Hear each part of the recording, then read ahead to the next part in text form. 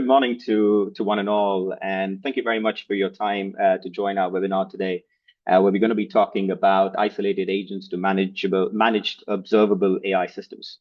There's a lot to cover in 45 minutes, so let me get straight into it. My name, again, is Akhil Koka, and I'm the CEO at Magure. Well over 15 years of experience in growth strategy and transformation. And although everything around AI is relatively new, we've been working on it for quite a few years. And joined with me is probably one of the greatest technical minds that I've known, and I've known quite a few. And he's quite instrumental in building the entire MagOneAI platform, and you'll hear from him quite a lot very shortly. And he's actually the original founder of Magure and the current CTO.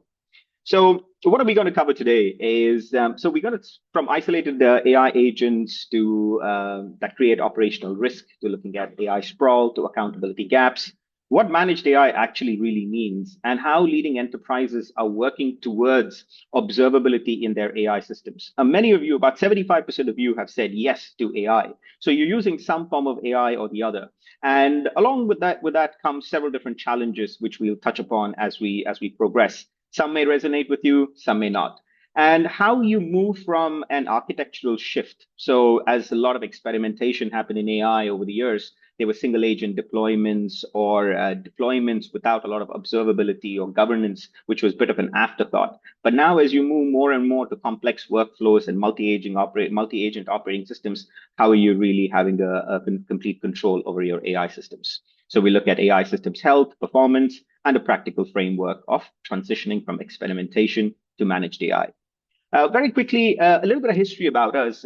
Although everything around AI is the hype is real, everything has been happening in the last couple of years. As an organization, we were founded back in 2017 as an agile development company. So we used to do a lot of app modernization, mobile apps, web apps, and so on. But as time progressed, we moved ahead with time. So we started dabbling in the most early advents of machine learning models, computer vision, and then slowly scaled towards large language models, agents, got into AI consultancy. So we come with a lot of history of delivering AI projects through our services background. And in about 2024, we set up our UAE entity. And over a course of a year and a half, we had a big structural change. And today we are headquartered in DIFC in Dubai and proudly made in the UAE, especially our MagOneAI platform, which we launched last year. And since then, we have customers, not just from the services side of things, but also from platform.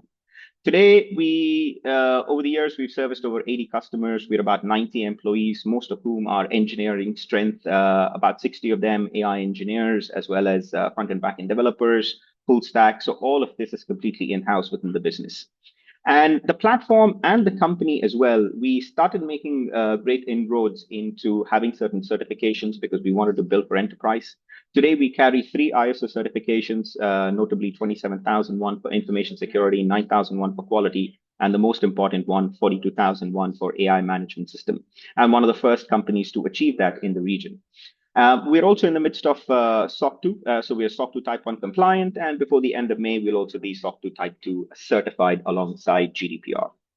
Now, some of these might resonate with some of you. Just again, having spoken to well over 200 customers across the region and really trying to understand the pulse of AI, is that where enterprise AI is finding it difficult today, where a lot of you have probably done demos, proof of concepts, but really trying to push something from what is in UAT or test to dev into production comes with its own operational challenges. As I mentioned earlier, governance and auditability initially was an afterthought, but now it's a requirement. There is also regulation that requires companies in order to be able to have this. So no audit trail, no role-based access control, how the AI makes the decisions, so traceability, costs as well. So why did the agent make a certain call? Which workflow is consuming the most amount of money? And then during experimentation, demos, and pilots, you actually get a very, very large bill. So that, once again, is zero visibility in token consumption. Now, cloud platforms such as Bedrock, Azure AI, Google Vertex, fantastic platforms. They're so powerful, quite incredible tools. And we also used to use that quite a bit. However, the per execution costs compound over time. And you also have something called as the curse of a successful AI deployment, because as it becomes successful, your token cost goes up, your per execution cost goes up. So potentially the real return on investment on that use case might, over a period in time, might get nullified. Security and data residency risks as well. So especially regulated industries, you have to keep your data local. You can't expose them sometimes even to public LLMs. So how do you do that? And lastly, one thing that has been echoed over and over again is AI sprawl. Because today, the barrier to entry to AI is so low that marketing, operations, finance, everybody is trying to build using AI. But then comes down to CIOs or the tech teams or the digital teams to now build unified governance around it, to avoid AI sprawl, to avoid deduplication. These are all challenges that enterprises and mostly most organizations are currently facing. Now, what are your options? Today, yes, you have Bedrock, Foundry, Vertex, Microsoft Copilot, all fantastic tools. But once again, it comes with its own challenges of having the engineering ability to be able to build all of these. How can you really collaborate with business and tech to be able to build that is still a little tricky. And the other option that you have is your open source frameworks. Again, LangChain, N8N, CrewAI, fantastic for prototypes, but again, very limited in terms of governance or the audit trails or the enterprise security. And the third one is custom engineering. So using Python scripts in order to be able to build agents, workflows, and so on. That again takes a lot of engineering hours, a lot of investment, a lot of time. And more so than building use cases, you're actually building all the plumbing, which is your workflow orchestration, your vaults, OAuth logging, and many others. And in fact, we know this very well. It's because before MagOneAI, we used to do this work. We used to do this work and we have successful deployments across multiple industries. So we understand all the challenges that come along with it when you do custom engineering and building AI solutions for customers using, I don't know if traditional technologies are the right term to use, but yes, not doing it without a platform.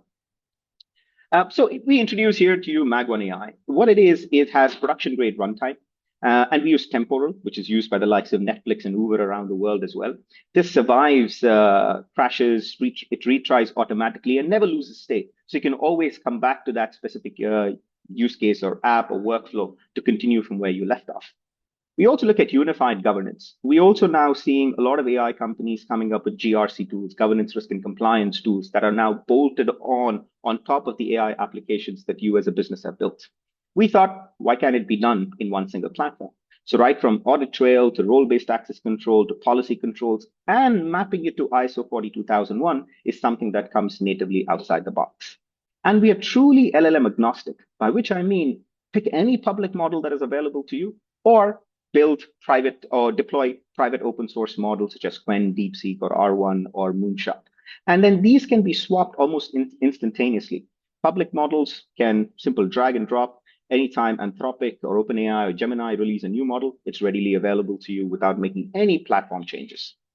You want to hot swap an open source model, the new one that has dropped, we can do that for you. But customers can deploy it just directly download it from Hugging Face, deploy it in your environment with your own GPUs, and now you have a new private open source LLM to use. And finally, sovereign deployments. So we deploy in situ. So for customers, we've deployed for a banking customer, we deployed in their Azure tenant.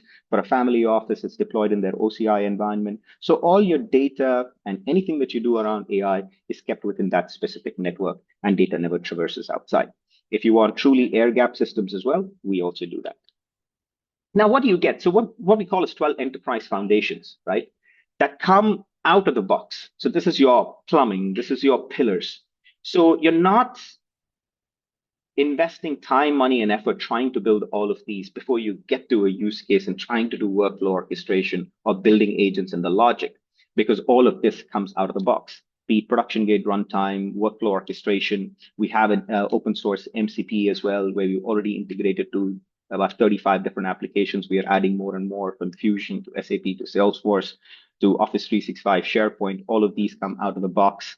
We also look at complete observability and alerting. It's a complete multi-tenanted environment as well, especially for large enterprises, or if you have different business units and you'd like to keep data, people, users, agents, everything completely separate, you're able to do that. Governance and compliance is built in. So I'll touch upon that in a bit more. So access control to role-based access to low-code Builder Studio, all of that is a part of the platform. And most importantly, LLM cost management.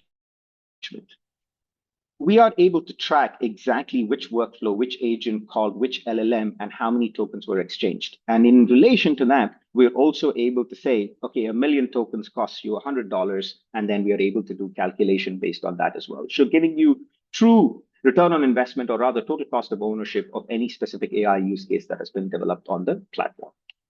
I've already touched on this, so I won't go too further. But yes, very proud to have all of these, and SOC 2 Type 2 coming very soon as well.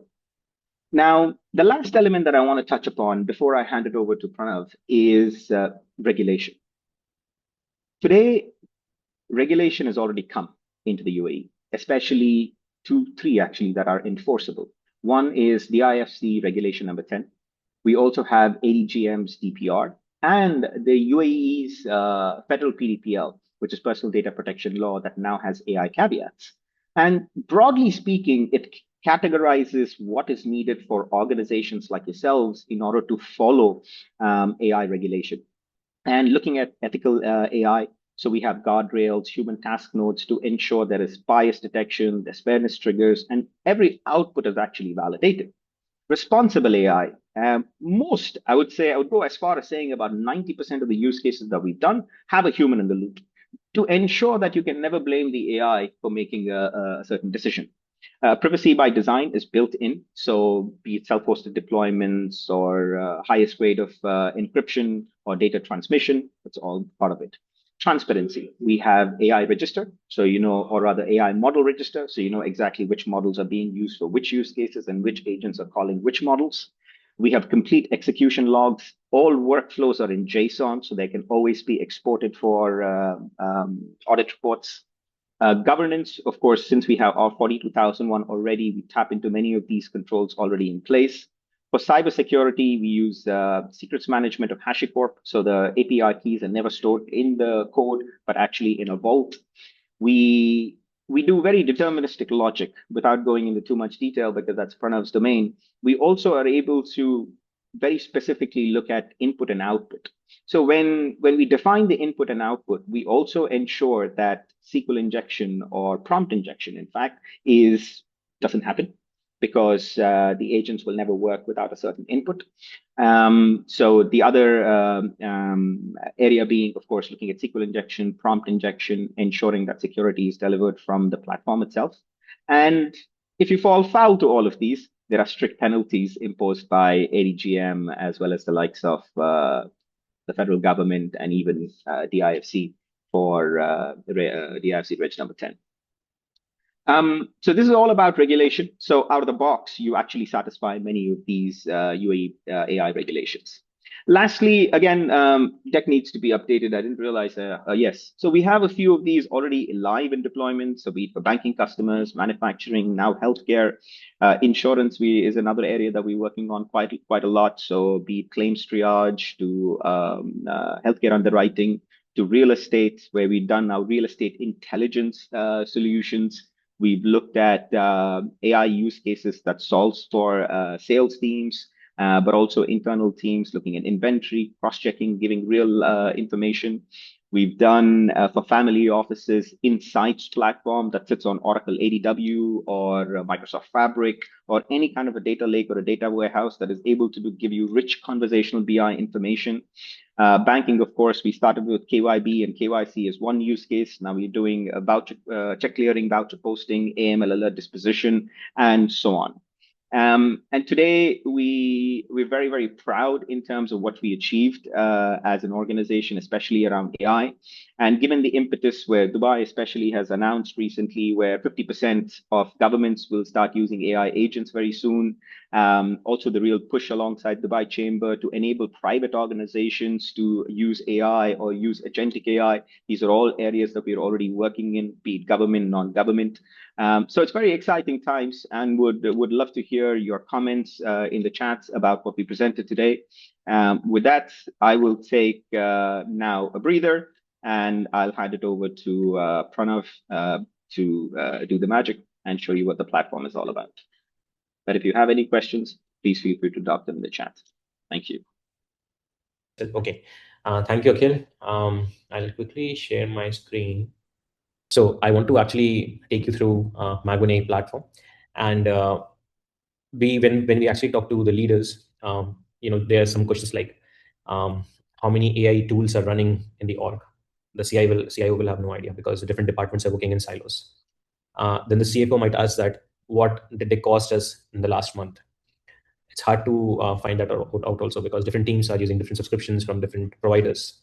And a product manager can ask, like, if something goes wrong, if the agent has answered, if agent has given a wrong answer, how can somebody audit it? How can we reconstruct exactly what happened? Every prompt, every tool call, every decision. So for most of the companies, these are the questions that needs answer, and that's not an AI problem. That's a missing operating layer. So today I will show you what that layer look like, and I'll also show you 3 running workflows having different interfaces. Before that, this is basically our managed AI maturity model, where what we see is most of the enterprises are stuck in stage 1 and 2. They've experimented on something, they've deployed something, but there's no shared visibility, there's no governance, there's no common operating layer. And the stages, which are 3, 4, 5, which is observe, govern, and operate, are what separate AI sprawl from production grade managed AI. So I'll start with one of the use case. So this is a use case which is called data mined, where you can actually, what you're seeing is basically one chat interface, where I can ask questions about my retail store, and it will give me answers from database. So I can ask questions in English, and it will run the query in the background and give me the answers, and also give me the graphs. It also suggests me the follow-up questions. So basically, what you're seeing is not one model. Behind the single chat is chain of 7 agents. The first one classifies the question, and then it routes to the specialist agent, and then it generates the SQL, and that's how overall flow happens. Now, my second use case is basically, if I want to make, let's say, my own work performance agent, where I can actually ask the workflow to find out what I did in week of January or in 10 days and stuff like that. So I can create those kind of agents and workflows. So what happens here is, behind the scene, there's a whole logic or workflows that we have. So just to show you the canvas and workflow, this is how it looks, where you have different nodes, and in the canvas, you can actually drag and drop and create the overall workflow and the logic. So I'll start with the observability layer. This is a super admin layer. So I can actually tell in the bird eye view that how many workspaces I have, how many projects I have, how many workflows I created, how many agents I have, what are the tokens that I consumed in the last 7 days, which workflow or which company is using most of the tokens and doing most of the executions and stuff. Not just in the overall way, but we can also have a workspace-based analytics as well. So I can actually see for one of the companies how many executions are done in the last 7 days, how many workflows are there, and how many tokens are consumed. And this way, I can actually figure out if one of the workspace or company, how are they using the AI. Now, we also have role-based access for users. I can actually go ahead and see for a particular user as well, that how many executions that user has done, how many tokens they have consumed, and what kind of access they have. Are they owner, super user? Are they active? Which workspace they are part of? So this way, super admin can basically understand what is happening, how many agents are there, what is the token consumption. So CFO can look at the token consumption and figure out that what kind of cost will be aligned. A CIO can look at the number of projects, the number of users, the number of executions, the number of LLM requests that are made. And for InfoSec team, they can actually figure out which user is doing what and how are they using AI in the company. We also have system prompts within the org. You can actually create some system prompts here. For alerts and security purposes, you can actually also set up some alerts where you can actually set notification for organ-wide, if somebody is adding to the project, if somebody is changing the role, if workflows are updated or created, if there's execution which is completed or failed. For security and system also, you can have super admin access changed, password change, new login detection, and stuff like that. So this is a super admin portal where you can actually see from the observability part that what's happening in the company and how a company is using AI. Every workspace has its own logical separation. That means you can have workspace based on physical location, based on headquarters, based on their different branches in the city. And if you have multiple companies within the same org, you can create different workspaces. Because what we have seen is sometimes there's some data that needs to be shared, and sometimes there's data that needs not to be shared. So this way you can actually create a logical separation between all the data, workflows, and users. Every user will have their own role-based access. So you can actually decide who's the owner, who's the admin, who's the super admin, stuff like that. So that is where we observe the overall platform. Now I'll jump to the builder portal. In the builder portal, you can actually see the analytics of that particular organization. So if I'm part of multiple organizations, I can see all those organizations. And as part of this, I can also see how many executions there, what is the trend, what is the token consumption, which project is using most of my tokens and stuff. I can create multiple projects within the organization. That way, if I have marketing department, sales department, other departments, I can actually create all those different projects here. I can manage members from here. I can assign them the roles. Now, this is something that we have, which is the LLM gateway or the LLM config. I can actually use any provider. It can be OpenAI, Anthropic, Gemini, or I can also self-host my own LLM model. And the best part about this is, let's say OpenAI releases another latest and greatest model, you don't need to update the platform. You basically go here, load the latest model, and you can start using them on the instant. There's no change, there's no upgradation, nothing is needed. So your workflow, which was using, let's say, a 4.0, can now use another model, which is the latest and the greatest model that OpenAI has given. So I can actually drag and drop here, and I can see whatever model I want to use. I think 5.5 is the latest one, so I can change the config from here. For any external communication, be it with Salesforce, be it with SAP, I can actually create MCP, and I can add external MCP. That way, the workflow can also have external MCPs as part of the tools inside the platform. So there are about 30 plus integrations that we have already as part of the platform offering. And we also have open source repository where you can actually contribute and also utilize whatever MCPs others contributed so that you can use in the platform. We also have OAuth integrations. If you want to connect with your existing emails and calendars and stuff, you can actually configure the OAuth. We also support SSO. So if your organization wants to let everybody sign up into the platform using SSO, we support that. So now actually I'll go within one of the workflow. So we'll explore the data mined at the moment. So data mined is a workflow, the one that I was showing you here. All the questions that I'm asking here, all the chat questions is actually powered by this workflow. So if you see, this workflow has multiple agents, intent classifier, data query, margin, reporting, stuff like this. Now, every workflow will have a start and the end agent. So in the start agent, you actually select which LLM model you want to use. And these are the allowed LLM model that you add as part of your org. Then you can also add the input field. Now, why this data mapping is important? So that your agent can actually understand what is expected when somebody is asking the question from each and every agent. So after I configure my start node, I can actually go to the agent node. So agent node is nothing but it has its own name, it has its own role, and it has a system prompt. And then you can also attach some knowledge base, some tools to it. You can map the input and the output mapping. For this instance, when I ask the question, the intent classifier agent will take the question as the input, and it will give me 3 outputs, which is intent, what is the reasoning behind that intent, and what is the confidence level. That is it. It will not do any other analysis. It will just try to figure out this. So with this, what we observed is if you have small agents doing a particular task, they perform well. There is less hallucination as compared to one agent doing everything with a big prompt and with a big response input and output structure. So this intent classifier agent will just do classification of the intent. Now, after that, we have a conditional load where whatever intent is given by the intent classifier agent, I can actually use the conditional node and route that particular query to a particular branch. It can be data query, it can be margin, reporting, pricing, SKU. So based on whatever intention I get, the agent will be, the node will basically redirect that query to that particular agent. So if you see in terms of cost also, if I'm asking a question for SKU, I don't need to send a prompt for data query or margin intelligence or reporting agent. It just should classify and just go to the SKU recommendation and then validate the SQL and run that. So this way, my cost is improved, my latency is improved because I don't need to spend, sending a big prompt or sending prompts from every agent. So that way, with condition, you can route the query in a particular way. And inside this, each of these specialized agent, we again have a knowledge base which tells about the company. It tells about the data schema and stuff like that.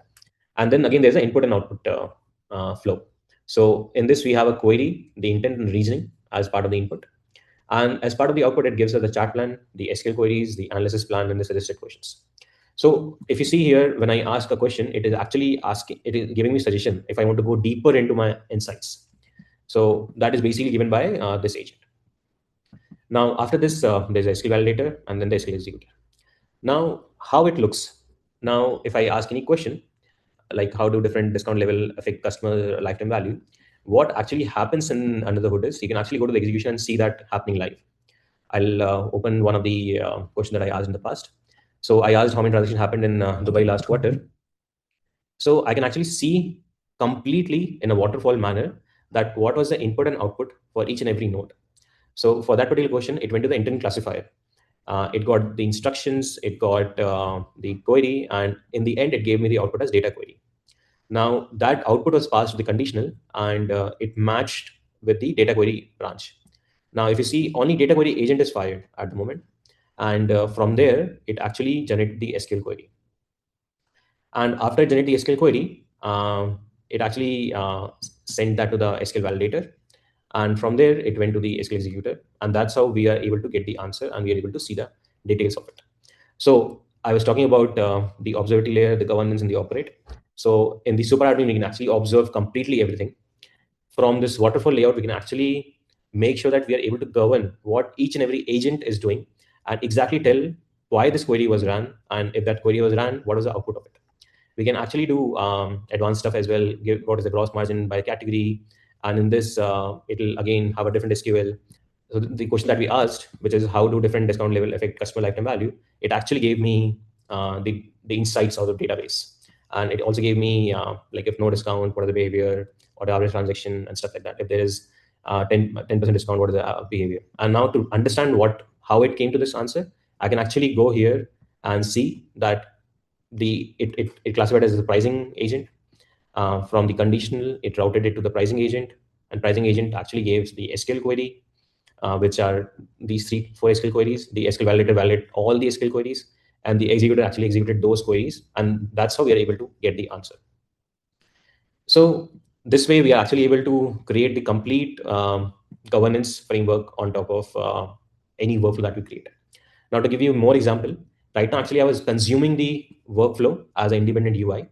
We also have something called Hub, which acts as your AI marketplace. You can consume this workflow from the Hub, and you can actually also consume it with your third-party systems, which are on .NET or Java or any other technology that you're using. How we do that? We have something called the credentials, where we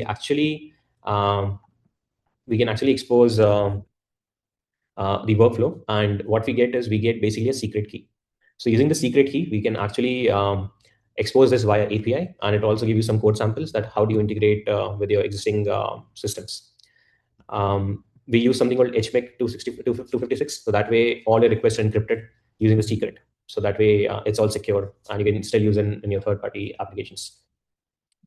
Now, we also have knowledge base. You can actually create multiple knowledge bases on the platform for your chatbots, for your HR bots, for your procurement, for your legal terms, and create all those knowledge base within the platform, and then consume that from the agent layer. And currently, we are actually also hosting some of the chatbot. Let me quickly open the chatbots. So if you want to deploy a chatbot, which is actually deployed currently in Ignite.ai, which you see here is a chatbot that is powered by MagOneAI. The way it works is it has a message, which is input field. Then again, it has an intelligent router, because what we've seen is there are a lot of people who are asking questions on, they're trying to do SQL injections, or they're asking questions which are off topic, or they're asking questions which are mixed topic. So there's an intelligent router, which will actually classify, if you see the data mapping here, the classification, is it safe, off topic, mixed, price size injection, reading farewell. Based on that, the conditional node will basically redirect them to a particular agent, which is either a master agent or the off topic handler agent. So this way, what happens is you are able to easily create the workflows, and you can also manage and monitor.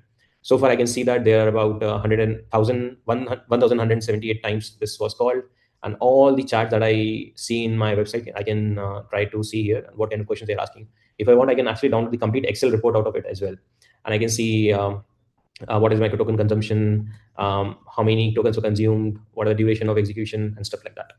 So this way, I am able to completely do the governance, and to operate, I can actually see the ROI and continuous optimization. So based on my answers, I can go here and change the prompt. And once I change the prompt, I can have something called versions. When I change the prompt, I can maintain multiple versions of it. Once my prompt is improved and I feel it is more confident, then I go ahead and publish that. So that way, it's not just deploying it for the first time, but also managing it, governing it, and updating it as well. If I want to change the LLM agent or LLM model, I just go here, simply update my LLM model. That is it, and save it and publish that particular version. So this way, you can actually see the performance, how your LLM is performing, what's happening. We also offer something called test cases because we wanted to make sure that it's very deterministic. So you can actually add some test case here. You can generate with AI, and then you can download the complete test case report as well within the platform. And there are MCP tools that you can add here. We have about 20 plus integrations, 30 plus integrations out of the box. From the platform, you can also add manage members. So this is where your role-based access will come. You can have viewer who can actually view the workflows. You can have operator who can actually execute and view result. Then there's a builder who can actually create and edit the agents and create workflows and use cases. And then there's admin who will have the full access across the builder portal. Then there are some basic settings that we have as part of the builder portal. Now, the third platform that we have is called Hub. This is basically your AI marketplace for your organization. So whenever we deploy MagOneAI, it comes with all of these three portals, which is super admin, from where you can govern, you can observe. The builder portal where you can actually see the executions, and the Hub portal where you can actually consume it. So this way, you can actually consume your AI workflows via Hub, which is our default UI, or you can actually create custom UIs like this, or you can integrate on your other platforms like this.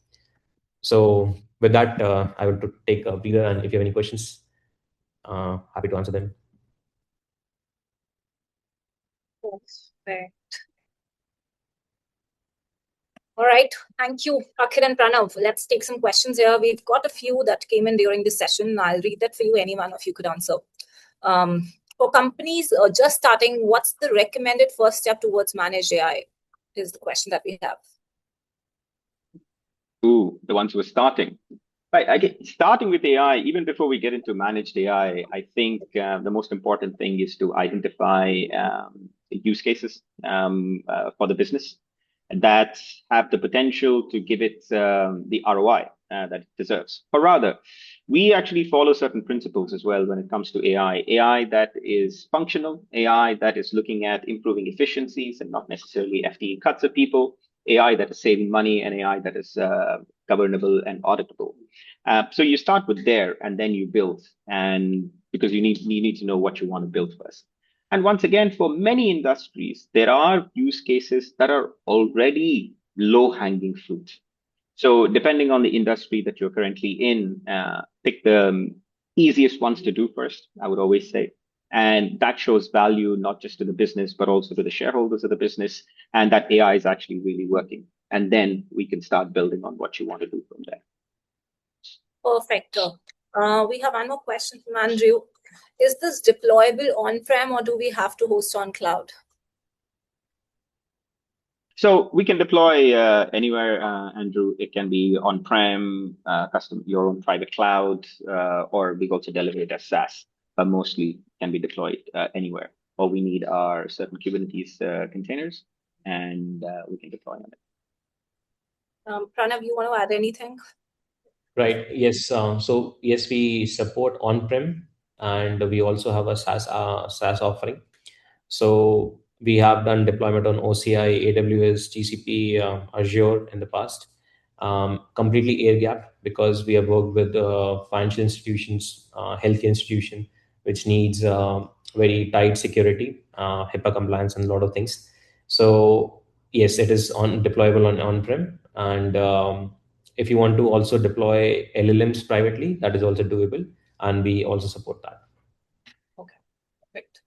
There is one more question here. How does this platform work with existing enterprise system? I think we've already covered that. So considering we're short on time, I have one more last question we see from Ram here. How long does a typical use case take from concept to production? You want to take that, Pranav, or you want to go on? You add, and then I'll add to you. Okay. So generally what we have seen is because with MagOneAI, you don't need to build all the plumbing, which is you don't need to build the governance layer or auditability layer. You don't need to manage the LLM models. There's already a LLM gateway. So all the 12 pillars that you saw during the introduction comes out of the box. So with that, general implementation timeline are between 1 to 3 weeks. where you can actually go to production within that particular time.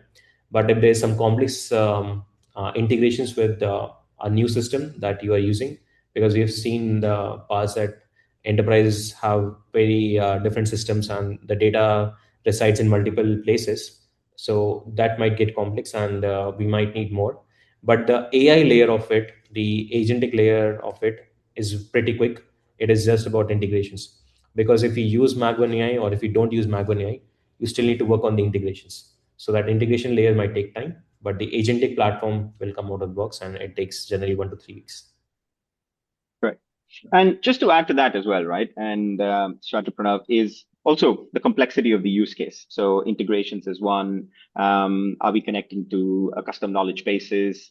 How a multi-agentic workflow it's become, or how big of an orchestration, how much of a deep system integration that you have to do.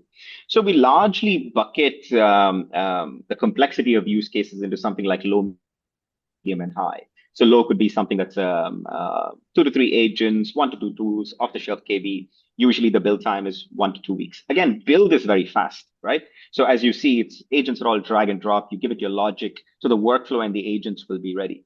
And then you can go into MVP or UAT testing pretty fast.